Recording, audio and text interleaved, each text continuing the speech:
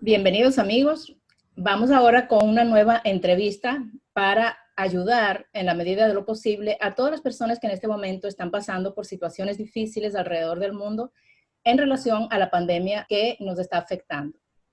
En este momento vamos a abordar el tema de los profesionales de la salud que están expuestos a todo lo que implica la atención primaria, la atención de emergencia a todos los pacientes que están presentando la enfermedad y cómo toda la esfera emocional se ve afectada con esta situación.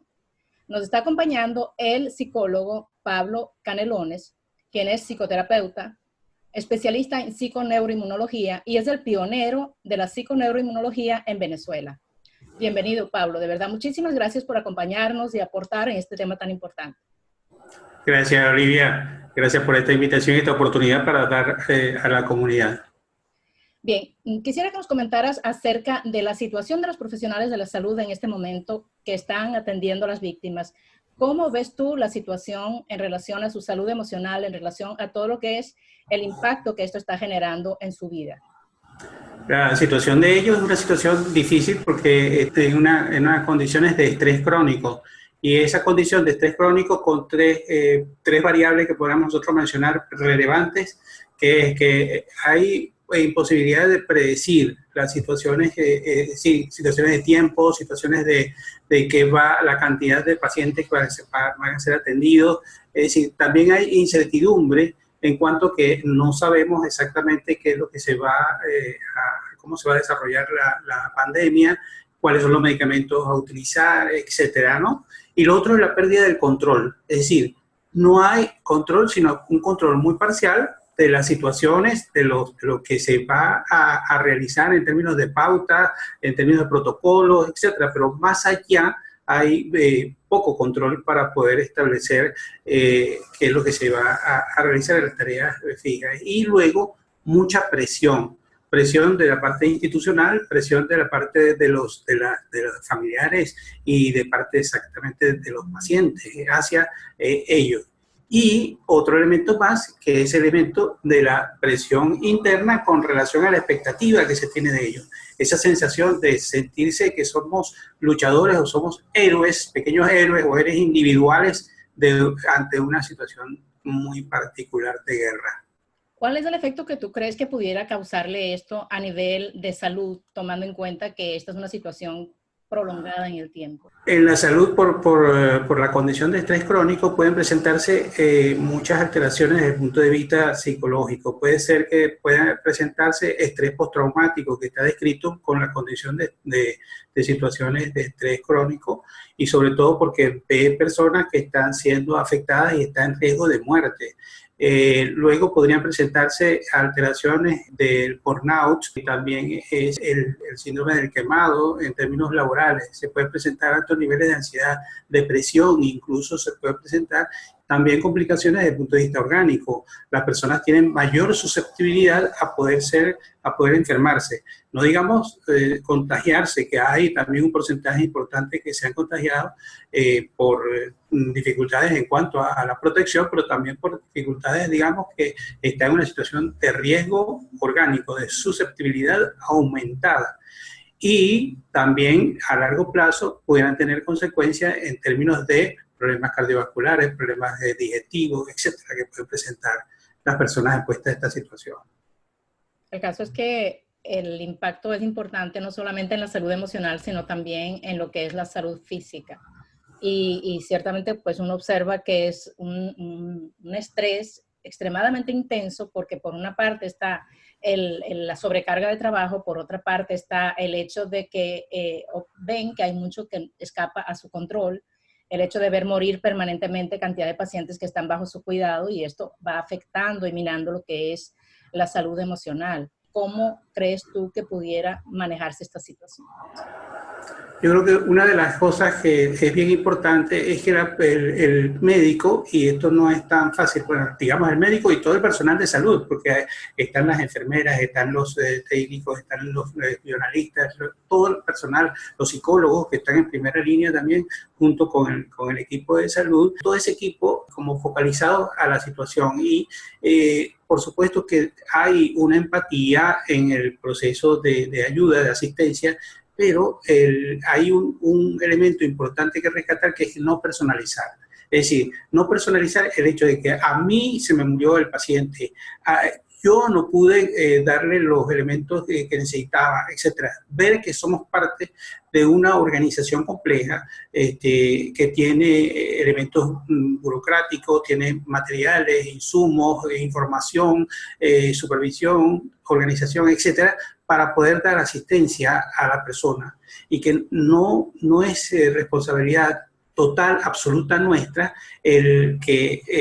cómo evoluciona un paciente, cómo evoluciona el curso de la enfermedad, cómo es que se está dando más casos o menos casos. Es decir, hay límites en lo que yo tengo.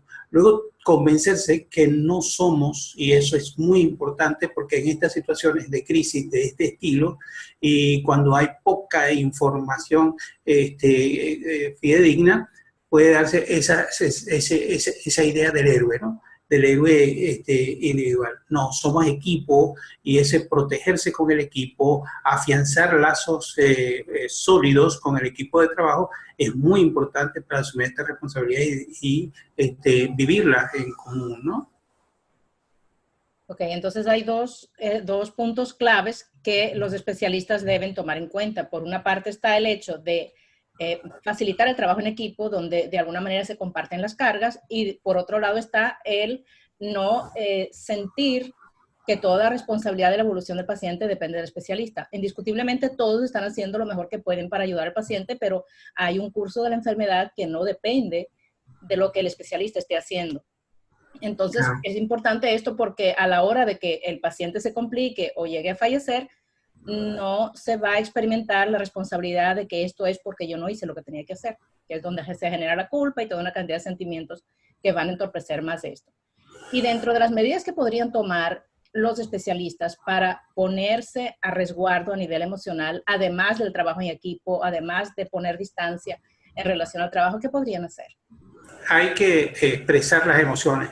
Es decir, hay un cúmulo de emociones que se movilizan durante la tarea diaria, que no hay tiempo en la ejecución de las tareas para poder expresarlo, pero debe abrirse un espacio y hay países que lo están haciendo. España, tengo noticias que están convocando psicólogos que puedan ayudar en este proceso al equipo de salud para integrarlo. Es decir, que haya un espacio como para poder de pocos minutos del equipo cuando se retira para poder compartir emociones, cómo me siento con esa situación, etcétera, etcétera, para poder identificar la emoción que tenemos, poder expresar la emoción y poder modificarla. Es decir, que yo cuando salga a mi casa ya dejé no solamente toda esa vivencia que tenía, sino también la vivencia de tipo emocional.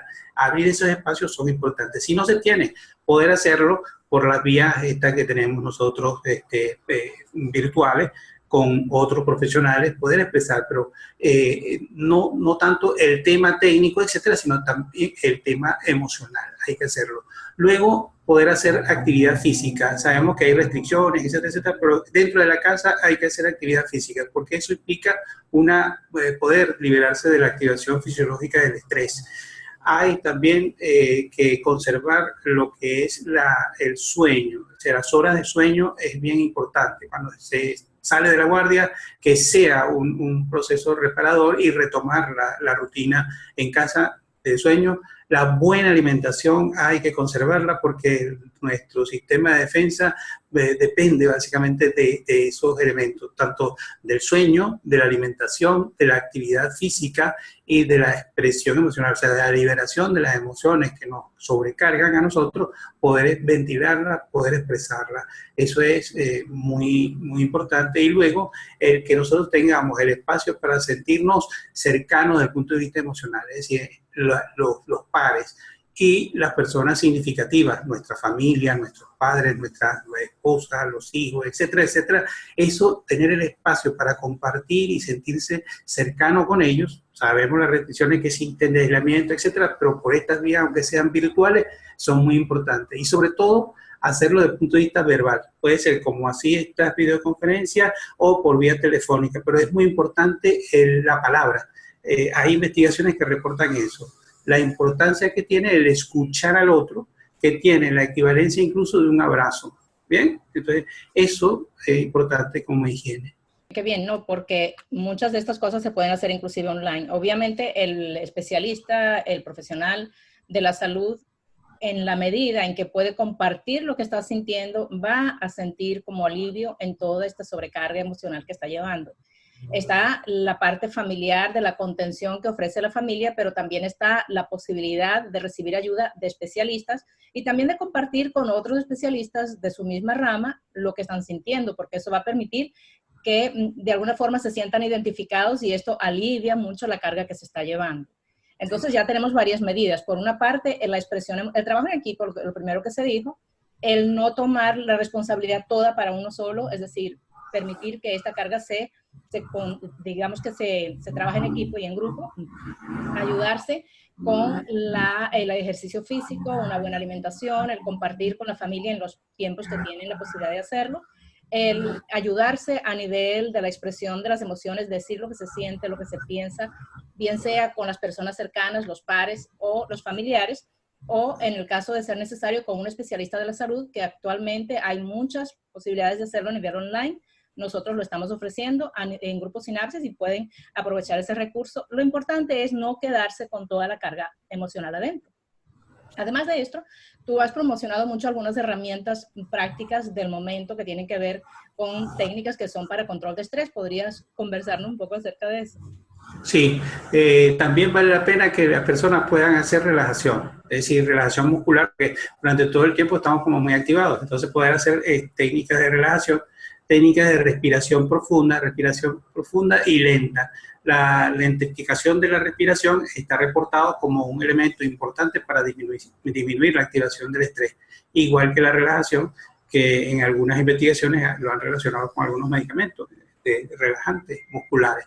Eso es importante para que la persona durante la jornada de trabajo pueda hacerlo. Hay como técnicas, ¿no? Y hay un elemento central que han reportado en las investigaciones sobre los cuidadores crónicos de personas, en este caso familiares, ¿no? Que hubo muchas investigaciones que reportaban la disminución de la vigilancia inmunológica o el compromiso inmunológico para estos familiares cuidadores crónicos. Y surgieron otras en donde decía, no hay impacto, o sea, no hay un compromiso importante de estos cuidadores. ¿Qué era lo que hacían ellos? La diferencia estaba en el significado que daba al cuidado.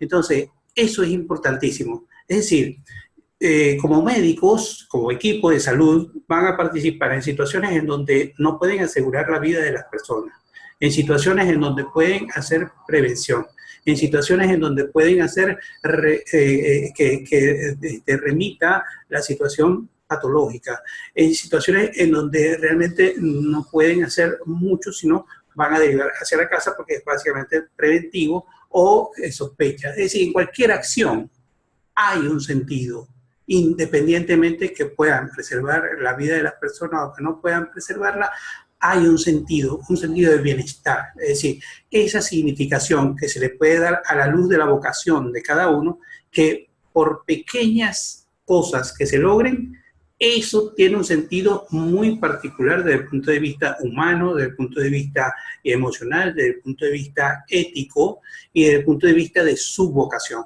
Rescatar eso, que es un acontecimiento absolutamente personal, eso es importante rescatarlo y preservar. Bien. Con esto ya tenemos varias alternativas digamos que de recursos que las personas pueden aprovechar para manejar esta situación de tanta dificultad que se está atravesando. No sé si hay alguna otra cosa que quisieras recomendar para ir cerrando. Bueno, que vale la pena que se tomen estas medidas. Parecieran unas medidas como a veces cuando uno lo conversa parecen unas medidas como muy sencillas, como de poco impacto, pero los reportes son de mucho impacto, son muy potentes para poder disminuir la posibilidad de poder prevenir la posibilidad de complicaciones desde el punto de vista psicológico, desde el punto de vista emocional, desde el punto de vista físico. Entonces, no porque se vean desde el punto de vista, sean como muy cotidianas, dejan de ser de máxima potencia para todos los profesionales. Sí, exactamente. Otras técnicas tienen que ver también con medidas más de tipo cognitivo-conductual, que también tiene que ver con la parte del pensamiento, pero eso ya lo vamos a abordar en otro momento. Bien, muchísimas gracias, Pablo, por acompañarnos y bueno, esperamos que esto pueda servirle de ayuda a todos los profesionales que están ahorita siendo los verdaderos héroes de toda la humanidad. Aunque no se sientan individualmente héroes, lo son, En porque su todo lo conjunto. que están haciendo es verdaderamente admirable y ciertamente necesitan el apoyo de todos nosotros. Así que bueno, espero que seamos útiles para ustedes. Así es. Hasta pronto.